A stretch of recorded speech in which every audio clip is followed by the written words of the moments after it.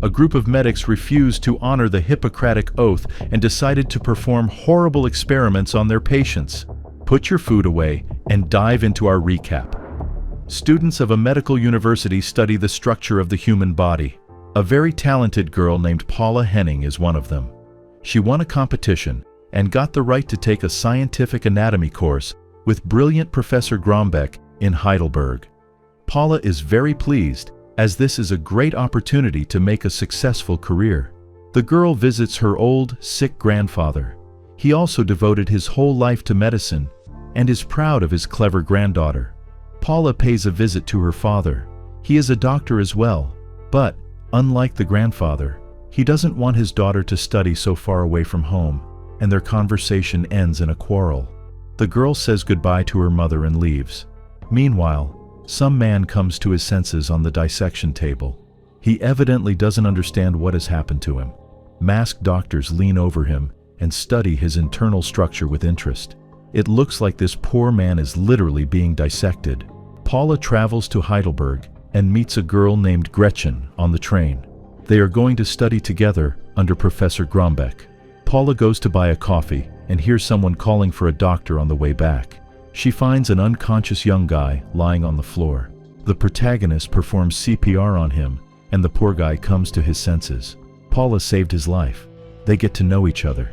This guy's name is David, and he is suffering from heart failure. He invites Paula and Gretchen to a local bar tonight. The girls arrive at the medical university's campus and immediately rush to their first lecture. They settle into one large dorm room and go on a tour of the anatomy lab. This is the room where the pathologists work, and it's a fairly creepy place. One of the students, Gabby, notices that a man on one of the surgical tables moved his foot. The girls laugh nervously because that's impossible. The man on the table moves his foot again. The lights flicker in the room. Gretchen is sure it's someone's stupid prank and pulls the sheet off the body. The poor guy has no head. He certainly can't be alive. Paula, being the bravest of them all, comes closer. Could it be a dummy? Alas, no. This body seems to have some sort of electrical impulse generator that makes it move. Paula traces the wires and smiles. This is actually a prank.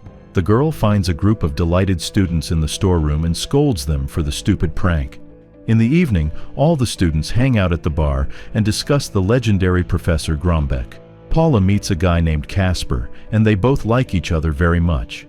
David shows up at the bar. He wants to approach Paula and Gretchen, but heads to the restroom first. Someone sprays him in his face and gives him some kind of injection.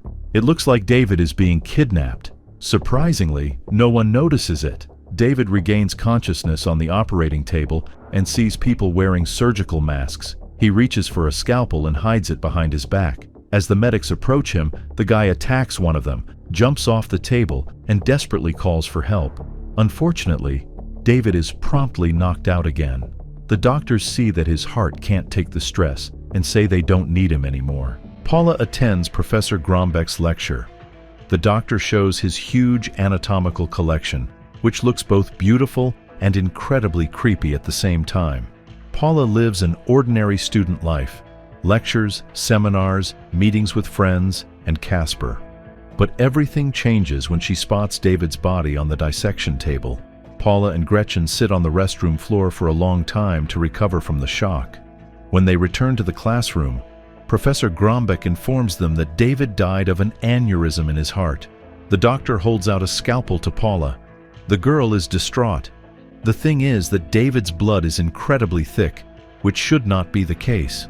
Paula comes to Professor Grombeck and shares her suspicions with him, but the doctor asks the girl to forget about it. The protagonist asks her good friend and colleague for advice. Human blood can't be similar to rubber. The friend is ready to help her, but she needs to get a sample of David's tissues first. Casper comes to Paula's workplace. The girl shows him David's blood under a microscope and then sneaks into the pathology department. She finds David among the many bodies. Surprisingly, there is no tag on him for some reason. Paula takes a sample of his tissue and discovers a AAA mark on his leg. The girl gets caught by one of the department's staff members.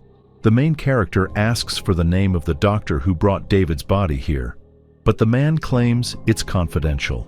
When the student leaves, the worker reports everything to the head of the department and receives an order to cremate David's body.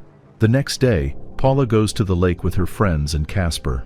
Gretchen tells her friend that she has started dating a guy named Hein. He's not so smart, but he's handsome and athletic. Paula learns from Casper that the AAA mark refers to the Anti-Hippocratic Society. It is a secret group of people who want to make scientific discoveries, but completely ignore the norms of morality and ethics. Paula shares her discovery with Gretchen. Normal doctors swear the Hippocratic Oath and promise to save people. Anti-Hippocrates, on the contrary, don't value human life, so their illegal medical experiments usually end up very badly. Paula thought this society had ceased to exist long ago, but it appears not to be the case.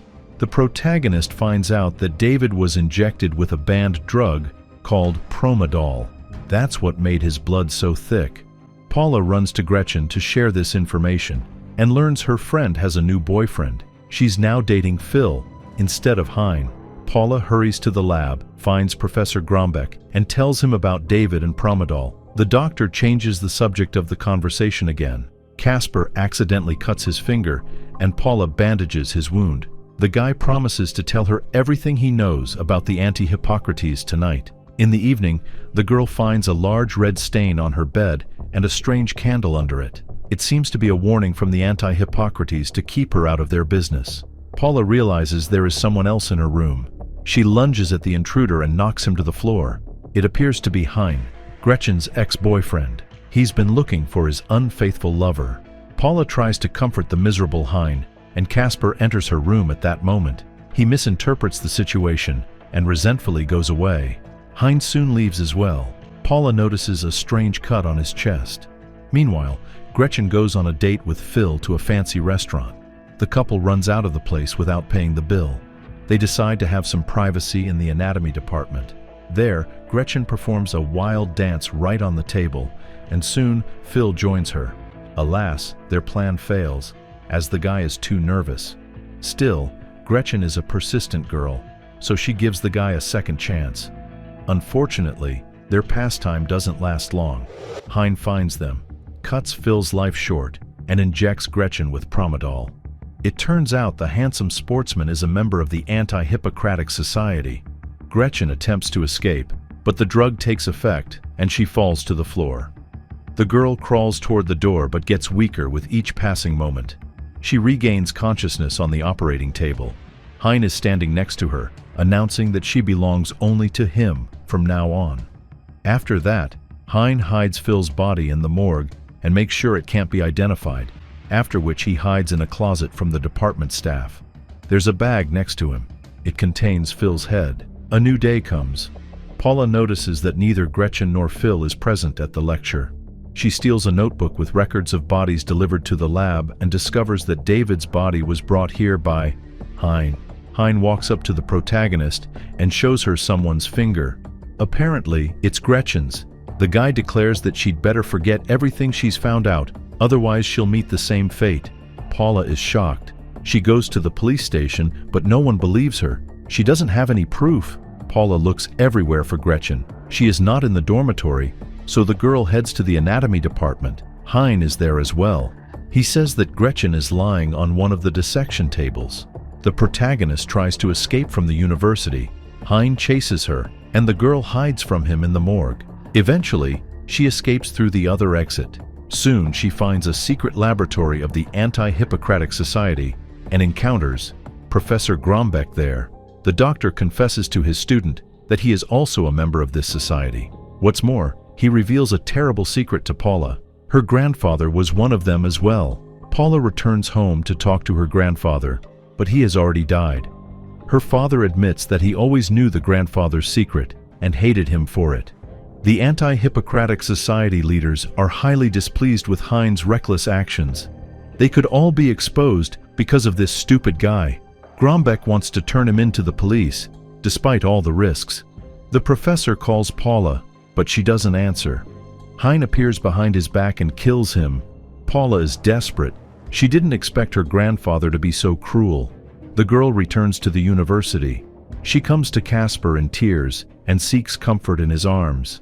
After that, Paula heads to his bathroom and finds Promadol there. The girl rummages through his papers and finds more evidence that Casper is also a member of the Anti-Hippocratic Society. Paula knocks her lover out with a thick book and flees. After lunch, she heads to Professor Grombeck's office. Alas, instead of the doctor, she finds Gretchen's body. Paula panics, breaks everything, and falls to the floor. Hein enters the classroom. He brags that Gretchen is his best creation. Hein injects the girl with Promadol, and she passes out. The protagonist regains consciousness on the surgical table. Her hands are tied. Casper approaches the girl with a scalpel in his hand. He unties his girlfriend and explains that he studies the history of the Anti-Hippocratic Society, but has never participated in illegal medical experiments himself. Under Paula's guidance, Casper injects her with an antidote to neutralize the effects of Promadol. All of a sudden, Hein and his assistant show up and grab Casper. They're going to dissect him, but thanks to the antidote, Paula is able to move now. She injects Hein's assistant with Promadol and escapes from the lab. The guy tries to inject himself with the antidote, but it's already too late. Hein rushes after Paula. The girl is forced to engage in a fierce battle for her life. She manages to defeat her opponent with great difficulty. Paula visits Casper in the hospital.